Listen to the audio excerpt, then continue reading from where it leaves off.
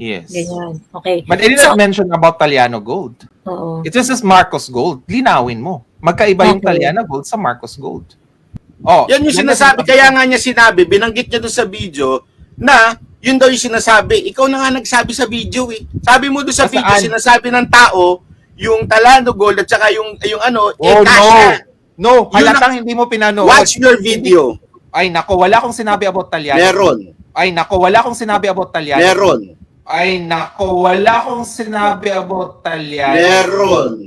Gamit ang mathematics, napatunayan natin na may katotohanan pala yung sinabi ni Ginang Imelda Marcos na nakakita talaga siya ng 7,000 tons of gold sa kanilang basement. Ito kaya yung sinasabi nilang Taliano Gold? Ito kaya yung sinasabi nilang Taliano Gold?